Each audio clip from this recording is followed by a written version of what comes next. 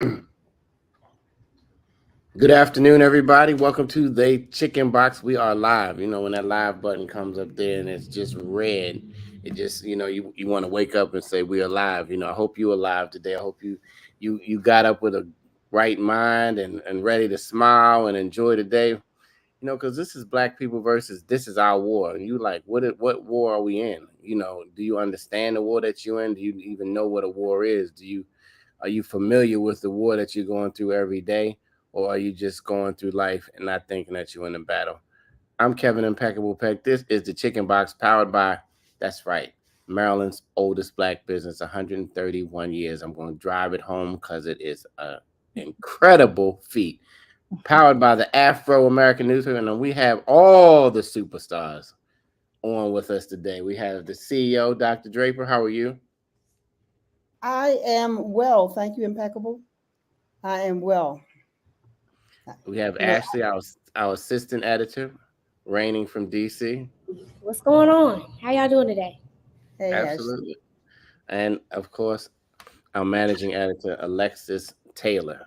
Hey, thanks for having me. That always sounds like a superstar name. It's two first names. It's Alexis and it's Taylor. So we have superstars here, and we've had an action-packed week. This is our war. Dr. Dre, why don't you take us back just for a second for those tuning in? Thank you for jumping on to the box. But take us Okay, back to I'm gonna take us back to take us forward, and so Ashley all has a right, prop. take us back. Ashley has a prop to show us. All right, so um, in a much different format but the same content, back in 1945, the Afro published a book called "This Is Our War," which gave firsthand accounts from 7 Afro war correspondents from World War II. We had the largest contingency of Black correspondents there, and they wrote um, about what they were experiencing and who they met while they were there. So we decided, because this is the 75th anniversary of the desegregation of the armed forces in the United States, that we would reprint these stories, which, when I first picked up the book, I said, oh, who wants to read these old stories? 1945, that was 1,000 years ago, even before I was born. I said, who wants to read these old stories? But then I took a look myself and said, oh, I see why we want to read these stories.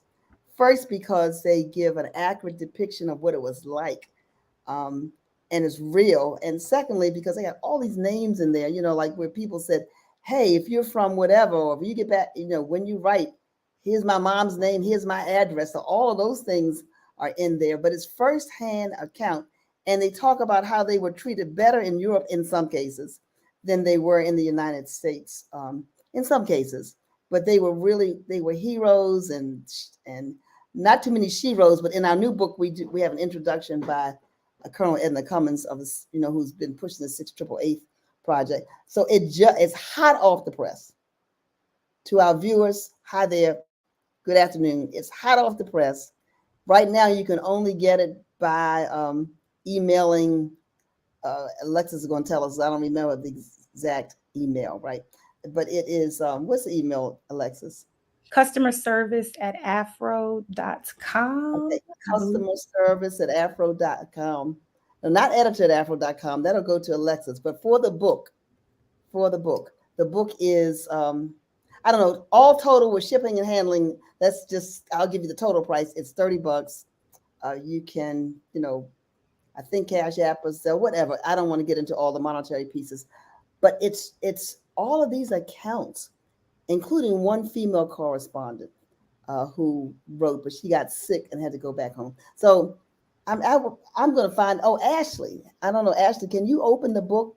And is there anything that just jumps to your attention that you want to just share a little excerpt? We have this picture here. Let me get it right. This picture stands out to me. It's President Roosevelt and Prime Minister Churchill, and they're being interviewed by war correspondents during a surprise visit to Casablanca, Morocco. And this is January of 1943. So it says Ollie Stewart, and it has an arrow here, was one of the 3 especially chosen to review the troops with the president. So, I mean, I was surprised to see a picture from the actual time period. So that stuck out to me, especially with the president, and just hearing the stories of all the people from the Afro staff that traveled over and provided coverage to this historical war. So it's really impactful to see that. Which war was this, guys? World War II. Yeah. the World War II. So these war correspondents, there were seven, but six who really stayed over there. They wrote stories. They called them dispatches. So I guess they sent them back by, I don't know, telegraph or something. But they wrote stories constantly, right? Sent them back to the home base, to the Afro. The Afro ran them in the print edition of the paper. Well, there was only a print edition at that time. And then once they came back, it went from like 42 to 45. Carl Murphy, who was the publisher and editor at that time, said, you know what? These stories need to be compiled. So they put them together in this book called This Is Our War. So not only in honor of the 75th anniversary of the integration of the armed forces, but this is Veterans Weekend, right? So this is Veterans Weekend. And we had a wonderful Veterans Day event this week with the Maryland Secretary of Veterans Affairs, Anthony Woods, reminding us that you didn't have to be in combat war to be a veteran, and how many veterans still are leaving benefits on the table in 2023. In 2023, so we That's can. funny. That's funny you would say that. I was just reading up on it, and they said a lot. They didn't even want to give a lot of African Americans positions. They wanted them still to do the behind the scene, like, yes, a massa. I mean, they still wanted them to kind of be be servants to them until they found out when it got down to it that we gonna scrap with the best of them. They said he said Well, there's the a brothers are paragraph in gonna the book. fight. Yeah, there's a paragraph in the book where black soldiers showed up on the front lines as riflemen, and a white commanding officer said something like, um, "Aren't you all quartermasters?" And I'm not military, so then Alexis, somebody gonna have to help me unpack all of that. And they said, "No, no, we are artillery, and let us show you what we can do." So things like that are in the book. But you are right, impeccable.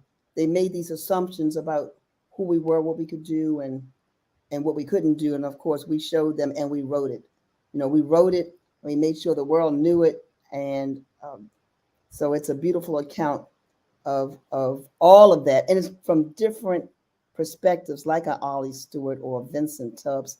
You can Google those guys, and you'll see that they had a lot of Art Carter. They did a lot to keep our history relevant. And I don't like to just dwell in the past because I think that we are so present minded. But what happens is when you don't know your history, right?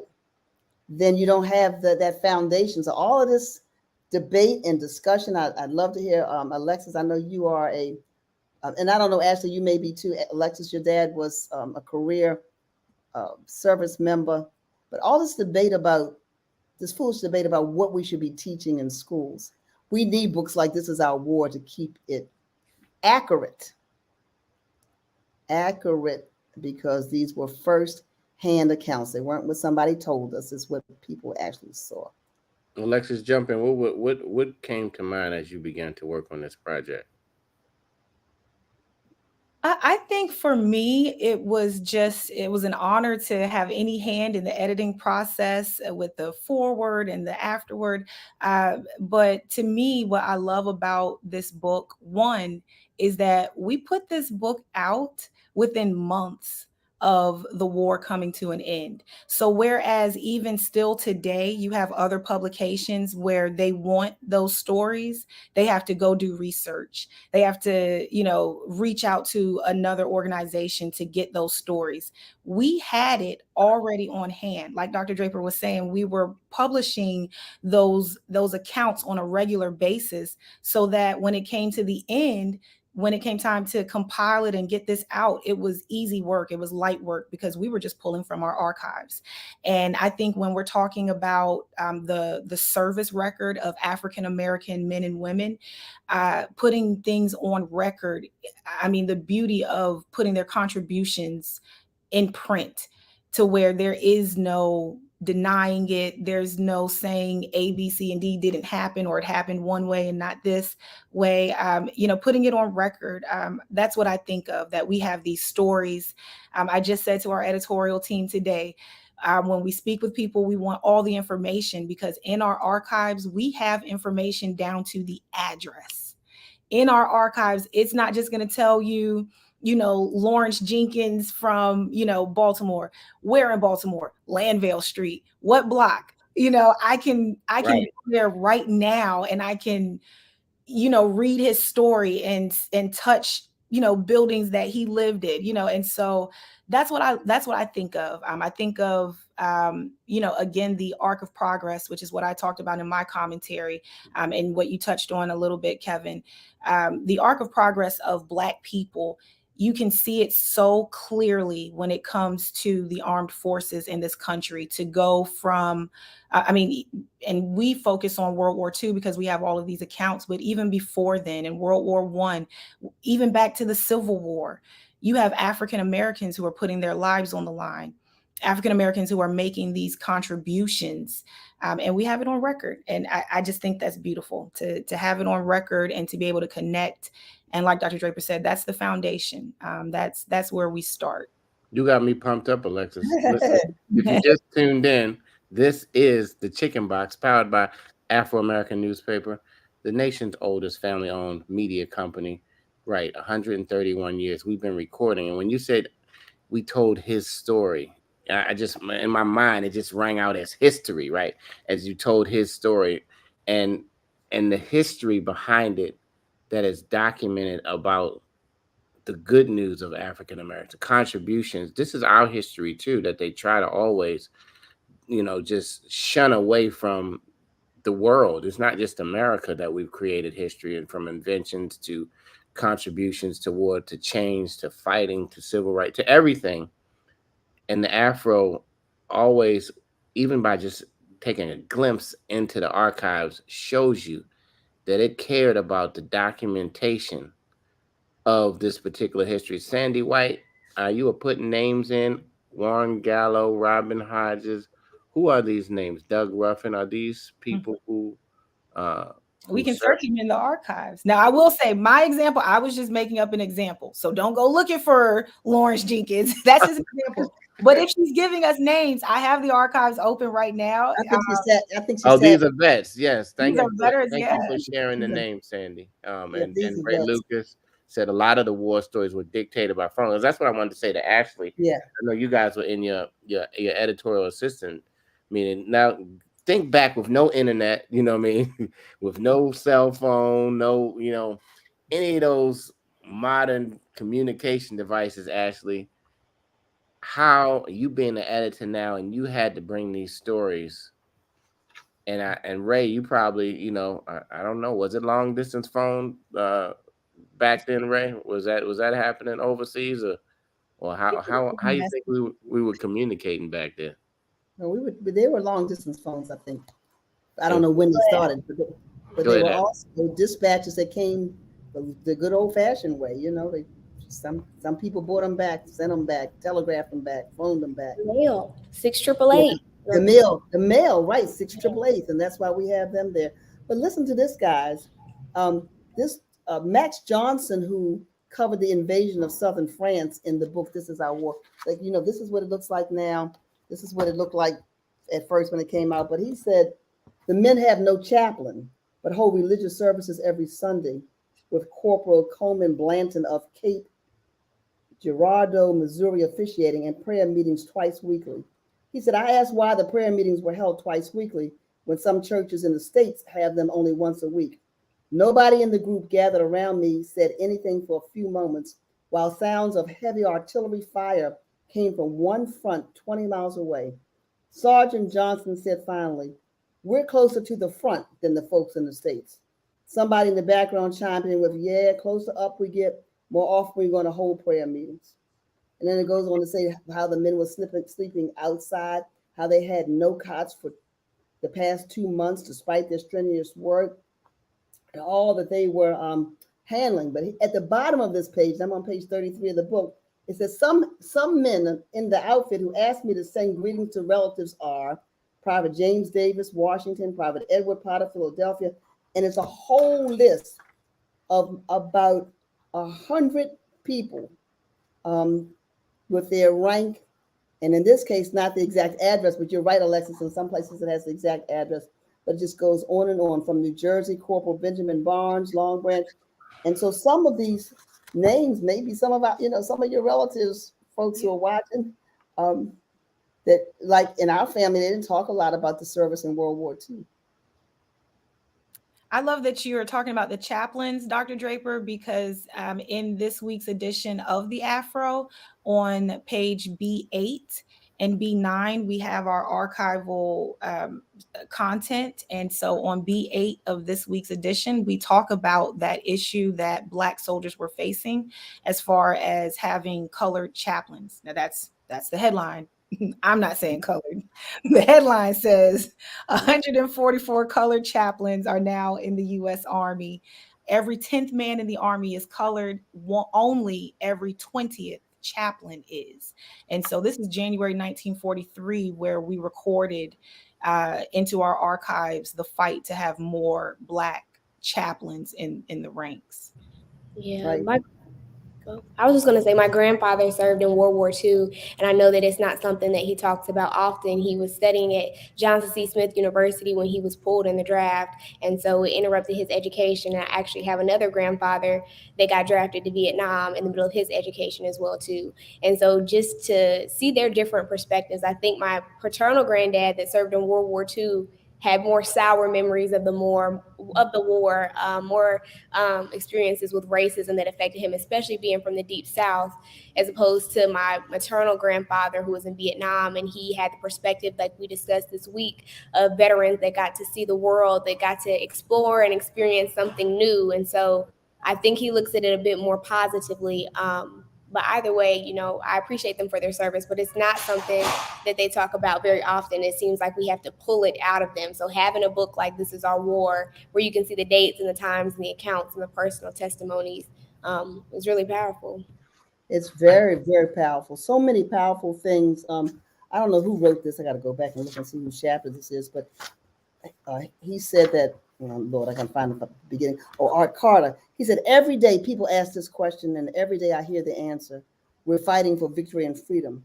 So when I asked a man from France who knew the joys of Paris before the German Blitz, what are you fighting for? He said, for my wife and son still in France, for my home, a chance to walk on the boulevard again and drink a bottle of wine. I asked the Indian chap. He replied, I'm fighting for a free India. I asked an American who was a Princeton student before the war. He said, I'm fighting to kill Germans before we all made slaves. I asked another man from Florida. He said, I'm fighting to be free from segregation. I asked a lad from Nigeria. He told me, I fight with the hope of going back to my people to help them develop industry and our national resources. So he just goes on and on about that. And they go on and break down what the money was worth and how much soldiers made. And I mean, they had all kinds of just first person interviews, which reminds me that the Black press was trusted then, and the Black press is still trusted now. And our journalists are extraordinary, and they were extraordinary back then. I'd love for some of those who are watching, if you were either in the armed services, doesn't have to be World War II, that's a long time ago, or somebody in your family, or Alexis, I'd be interested in knowing about your family, because your dad, as I said earlier, he was a career serviceman. Tell us a little bit about him. Yes, ma'am. Sergeant Major Alan Taylor Jr. Is my father. And so I wrote my commentary. I'm trying to write more commentary. I said I would. And so I thought Veterans Day was the perfect opportunity to honor him and his service, 30 years and 6 months in the Army. He joined in 1985. He originally joined to go into communications, but he found that he loved military policing. And so majority of my childhood, he was more in military policing. He was a drill sergeant, and it afforded us an opportunity to see the world. So our family did get benefits, just like African-American families did, decades ago. And it's not just the traveling. My younger brother, because of my father's service, was able to go to college in North Carolina on the GI Bill. And so my little brother did all 4 years and came out debt-free because he was able to use my father's GI Bill. But my father, again, 30 years, we lived everywhere from Germany to Texas. I spent majority of my childhood in South Carolina, which is where we were stationed when we moved in '99. We PCS to Fort Jackson.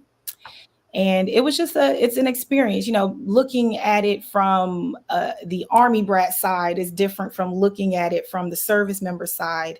And that's why I'm again just glad that we do have these testimonies, because it gives me insight to what some of the service members are dealing with, what they faced having a family in the States while you're overseas fighting.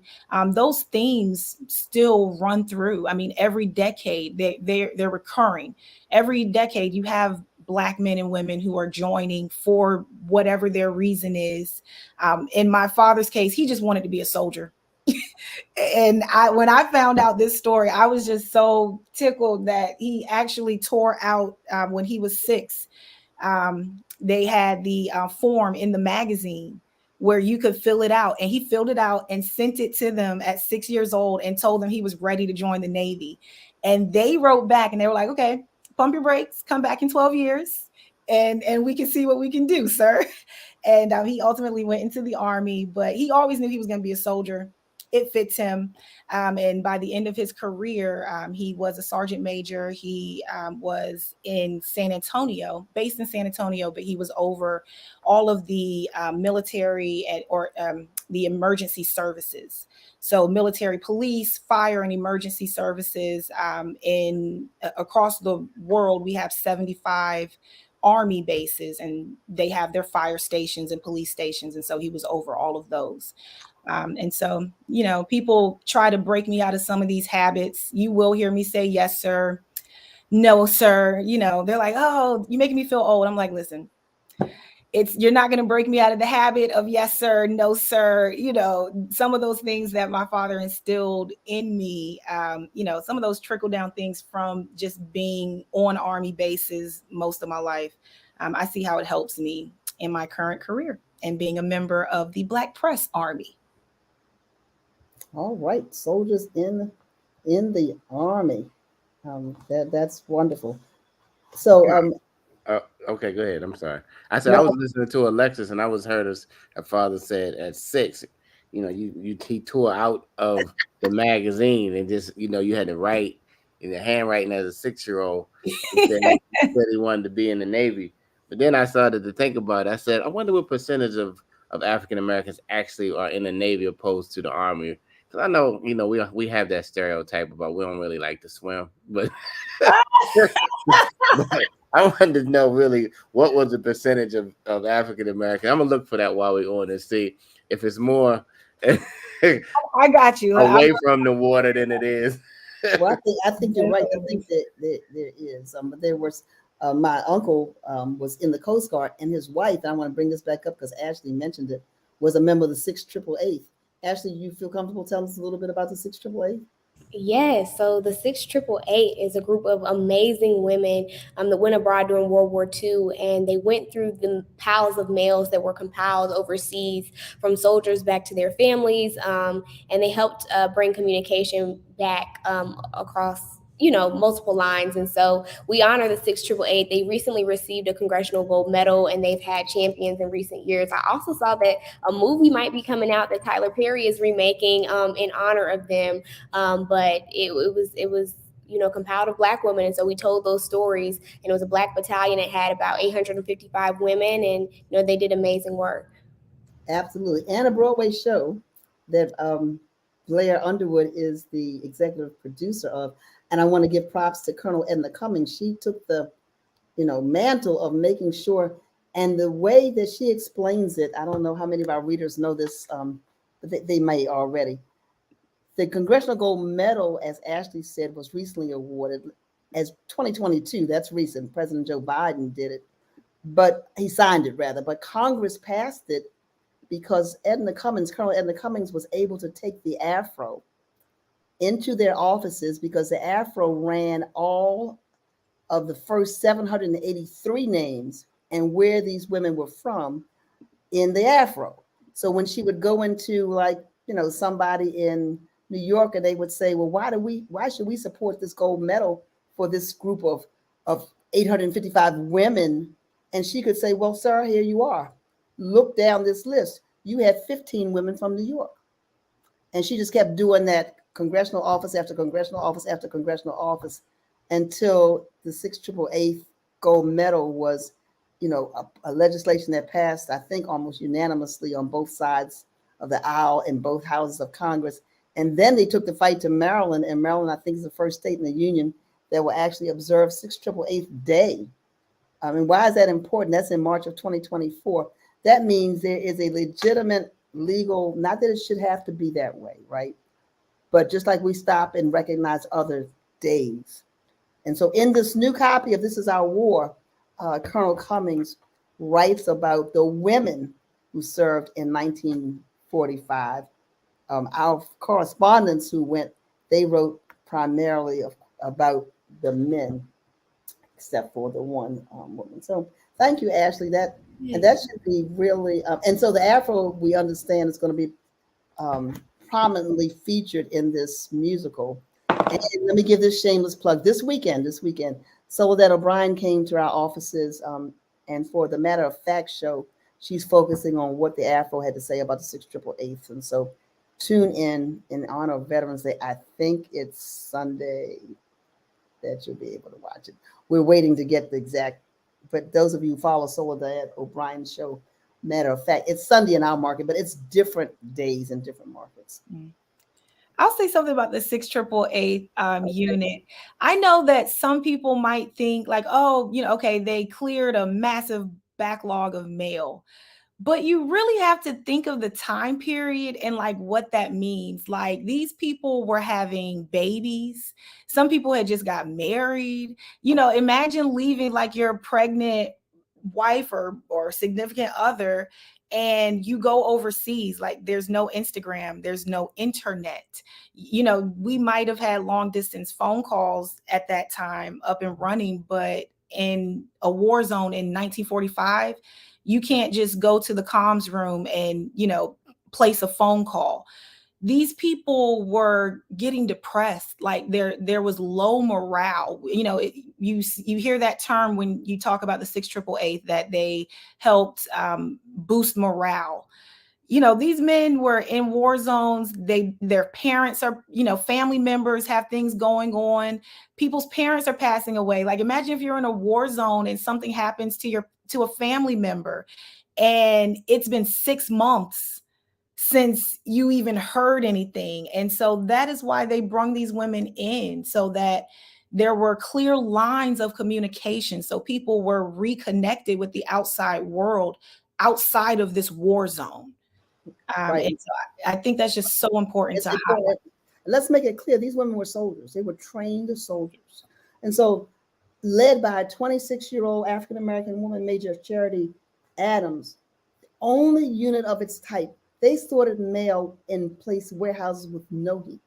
They had no heat, dim light. They worked day and night because they understood, as Alexis said, no mail, low morale, right?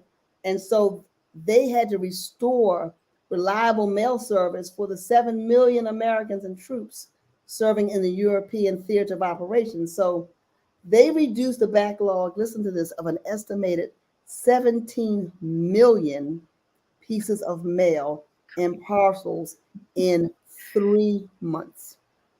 Can they come do my mailbox? Right, mailbox, right. Mail. Right. They broke mail sorting records to improve the morale, right? Right. And so that was what they did. I mean, and if you can go on YouTube, I think it's on YouTube, and Impeccable, you might be able to pick up some. I'm thinking about my 10,000 emails, that little red dot on my phone that says I haven't opened them yet. Right.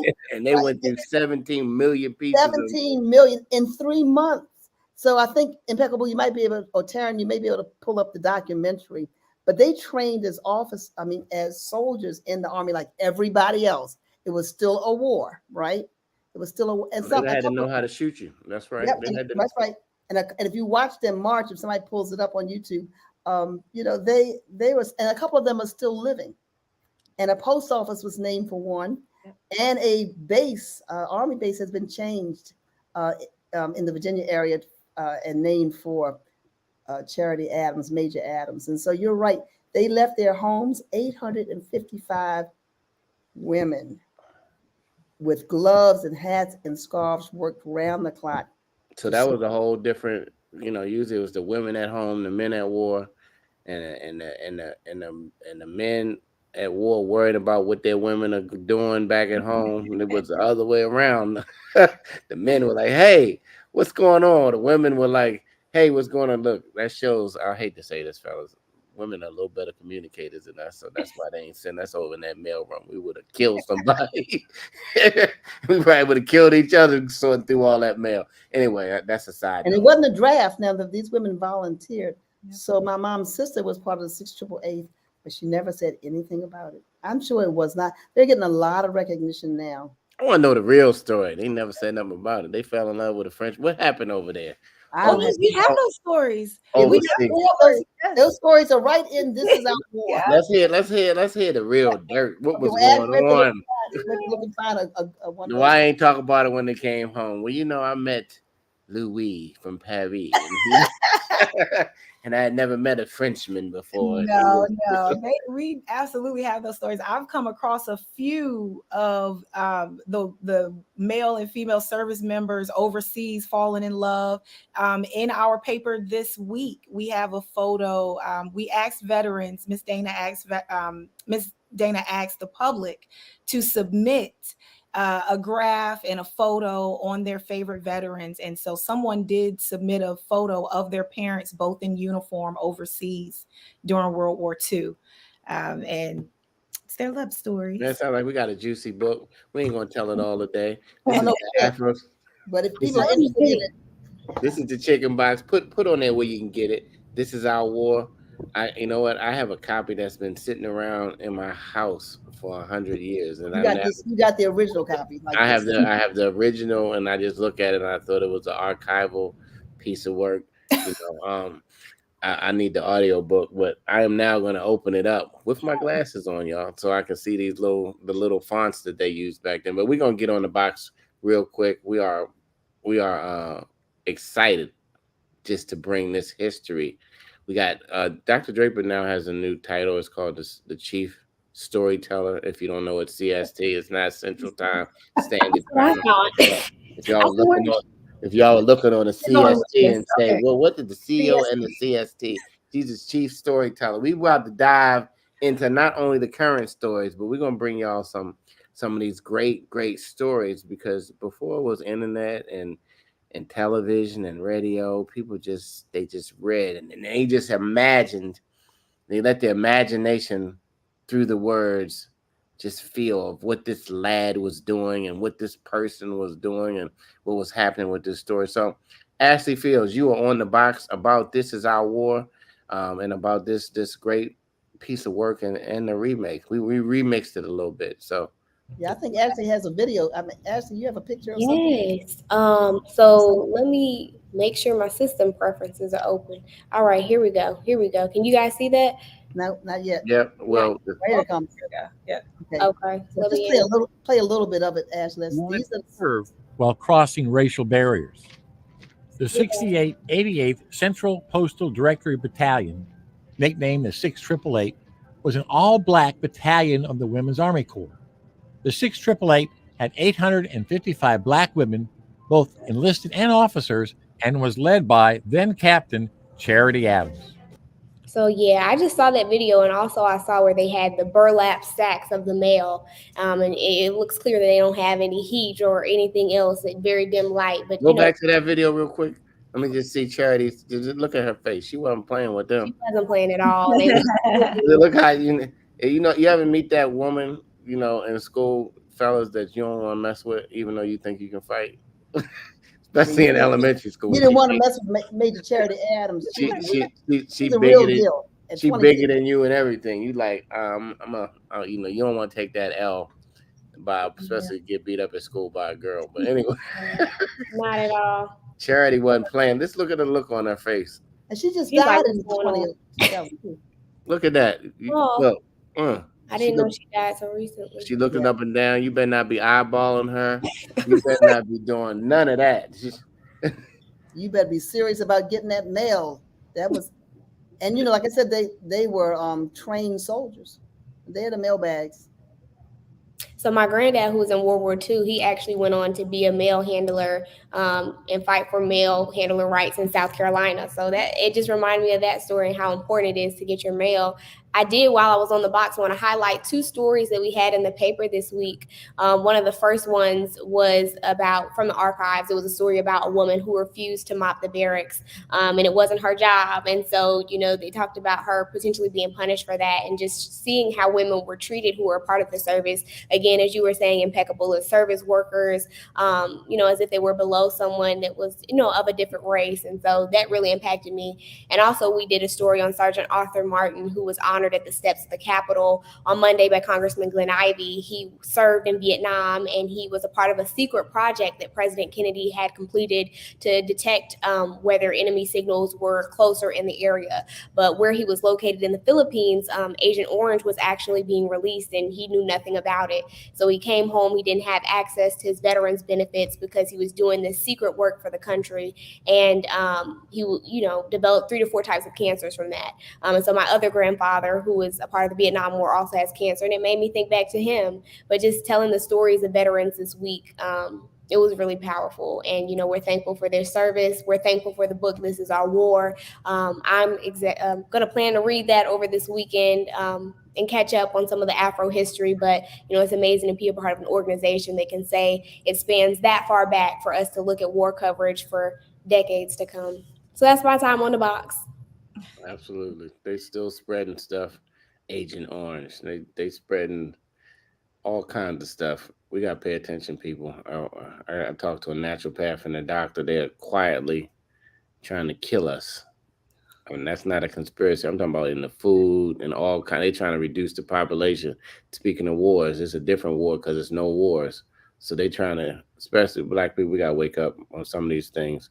That'll be another show. Lexus, you on the box. I will use my time on the box to encourage all of our readers and viewers and followers to find the veteran in your life and find their story. I know sometimes people don't want to talk about it. Even in my own commentary, I talk about, my father's accomplishments, but there are so many stories that, I haven't heard from him.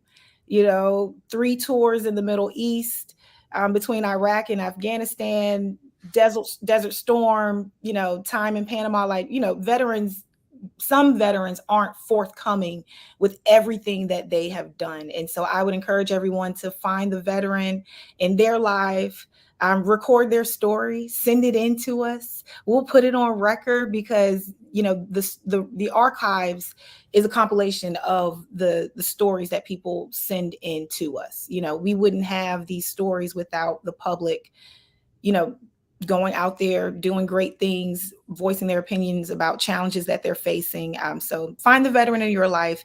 And then I would say, when you have some free time, absolutely check out our archives. You can access the archives multiple ways. I will direct you to the Afro Charities website and the Afro Charities IG and social media platform pages. They can show you how to get into the archives. One way is from afro.com. Another way is through the Enoch Pratt Free Library. But all of that information is on the Afro Charities social media platforms and their website. Go through our archives. We're at a point where people are fighting history for so many different reasons. But I say this Veterans Day, the main reason you should look into our archives is because it really will make you so proud. Like Ashley was saying, the women who were put out of the Army because they said we're not mopping floors. The men who fought to be Black chaplains so that there was a familiar face on the front lines when people were passing and dying on those front lines. All of that is so important. Look through our archives. I'm telling you, you will get lost. Well, I get lost. I can only speak for myself. I get lost, especially if it's something about a place where I grew up, South Carolina, Virginia, Baltimore. I want to know. So look through the archives and then also find your own stories and record them. Leave Alexis' picture up one more time. That's a 1916 paper in the background. And I was looking, Baltimore not satisfied with segregation. The largest circulation We've been doing it for a long time, y'all. That's since 1916, and we're gonna continue to put these stories in print. I appreciate you guys. Dr. Draper, you're on the box. Yeah, we're doing it, but we're doing it, and we're doing it differently. So don't be surprised if you see a lot of this coverage come out on your TikTok in Reels and IG and Reels. Um, while the stories are impactful in 2023, just as they were in 1916, the delivery is different. So when people say to us about, some people have a problem with the word legacy. We're not just standing on the legacy, but sometimes if you don't know where you've been, you don't know where you're going, right? And you can tend to repeat things. So the presentation might be different, just so that we can be, more current with how it is, but the how to do it rather. But the information is invaluable. And so I don't know where you're tuning in from. I'm on the box. Wherever you're tuning in from, would you please do yourself a service and check out the Black newspaper in your city? And you say, well, I don't know how to find. Go to Black Press USA, or go to NNPA, which is the National Newspaper Publishers Association. Go to wordinblack.com. Maybe somebody's putting all this in the chat, but you'll see. And subscribe. Most of us have certainly places you can subscribe. We have newsletters that you don't have to pay for, but you want all of it, and you want us to stay in business. Here's my shameless plug that for I don't know. Impeccable always says for less than the cost of 2 Uber Eats, you can get the digital edition. That is, you can get 52 digital editions for $40 a year. I'm saying less than the cost of 1 Uber ride. And it's not gonna be late either. It's not gonna be late. You ain't gonna be looking for your driver, none of that. Anyway, No, it's gonna be right there. And for those who prefer, because some people do, they prefer the print edition. You can subscribe to that on afro.com. And some people say, well, I don't know which one I want. Well, when you do the print edition, you get the digital as well. And guess what? You can give away one of those. That's a little secret people don't know. If you say, I just want to do digital, well, give your print edition away. Or if you say, you know what, I got to have it in my hand, give your digital edition away. But support the Black press wherever we are. They're only, and this may sound like a lot, but it's not. There are only 220 Black newspapers or so. And I'm calling them newspapers. Some of them are just like we are, mostly digital, but we still do that. I'm telling my story now. I'm a chief storyteller.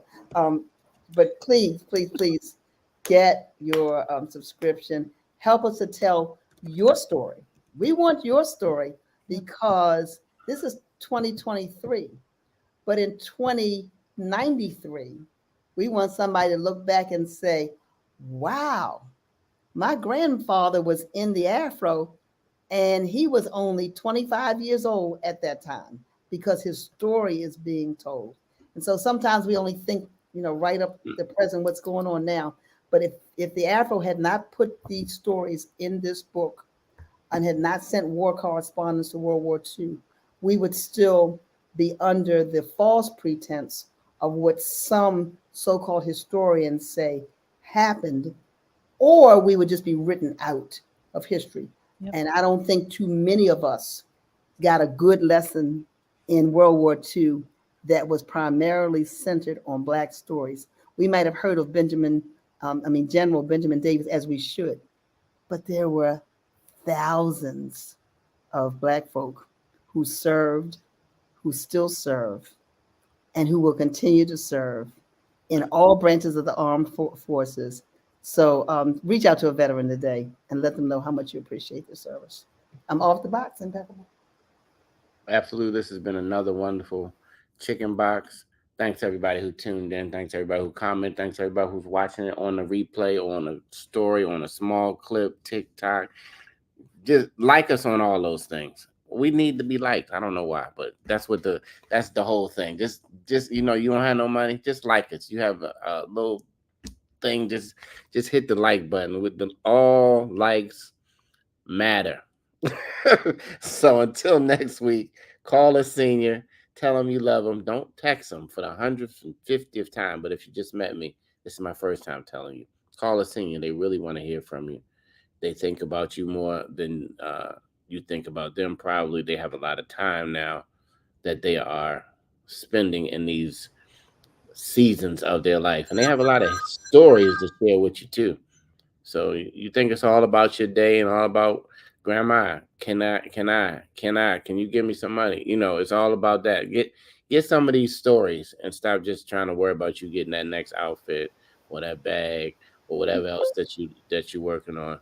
Don't be selfish. The Afro for 131 years hasn't been selfish, and we I expect want them. to jump back on the box. I want to jump back on the Oh, box. look at you! You just can't get I off the want box. because you triggered something, and I was talking about this Trigger. morning. I want to say to the seniors, stop acting like you always had it together.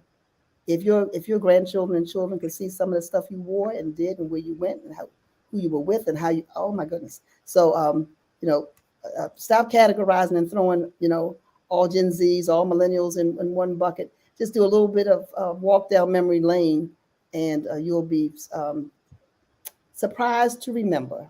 So grandma had hot pants on, is what you're trying to say?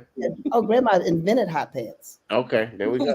That, Hot pants, hot pants, and go-go and all that stuff. That's not of this generation. That's of right. uh, So previous generation. Every generation had its thing. Read "This Is Our War," and you'll see all the stuff that they were going. This younger generation, they weren't the ones that started smoking dope. It was the generation in the '60s. Okay, I'm back. I'm off the box. That's another whole thing. Bye. I'm gone. dope. Anyway. Right. Well, hold on. Go Weed, ahead, Alexa. What you want to say about that weed green? I don't have weed, That nothing. good. That marijuana, I don't have drugs, anything to say about that. But to your point, Dr. Draper, we're going to whatever they bring call back. Mr. Draper was telling me yesterday that there used to be a weekly page from the archives. And every week there was something from the archives. We're going to start pulling some of these crazy stories that are in these archives because we weren't just covering wars. We were covering who got caught doing what. We were at covering. what motel Okay. with Wait a who? minute. My mother got busted for playing poker, and her father was in the position I'm in now. He was a publisher on the front page because playing poker and gambling was illegal. So there was a black-owned hotel in Towson area of Maryland, and my mom and her friends, you know, were playing poker illegally and got arrested. And Carl Murphy put it right on the front page above the fold. His own family member. Hey, Get ahead of it. Oh my shout out. goodness. Get ahead of it. Put their I ain't names, playing, but Tell the truth of the story. put their names and everything. Mm. now I need to go to the archives and find that. Yeah, What you will year? find it. I don't know. Everybody. Hey, Granny. Yep. Craig said you put Granny on blast, but she can't defend herself now. She's gone on to be with the Lord, but that's a good story though. Well, it's a whole lot of stories like that. And so the Afro had a whole lot of stories. I spoke about our great general and not to mar his reputation. But he was coming out of a hotel with somebody, and that's on the front page of the Afro. A lot of things like that. Now we don't need to, and people call them, oh, you sensationalizing the news. Now look at all of this now. Now they've cleaned up the term and call it SEO, search engine optimization. Sensationalizing news. It's called. Anyway, we're not. Anyway, we know we're not all of the we know sensationalizing. all of the websites that their whole circulation and their whole existence is sensationalizing everything. But So anyway, this is my last box. oh my goodness And I gracious! said this to Alexis. I said, when we do surveys of what people want to read, they give us all the intellectual answers. But when we They check lying. analytics of what we actually like, anyway, I'm They off the like box. the, We'll they talk about like that the, another they like day. Will Smith all the and Jada. they like all the juicy stories. They don't care nothing about. They care, but they They just. care. No, they care. They care. They care. I ain't say they We don't care. care, Not but they. We care. but We care. but the analytics don't lie. So anyway, I want y'all to hang on back. Say thank you everybody for tuning in. We just going beyond ourselves right now. But this is what we do at the Afro behind the scenes. Thank you everybody for tuning in, and we'll see you next week, God willing. Bye bye.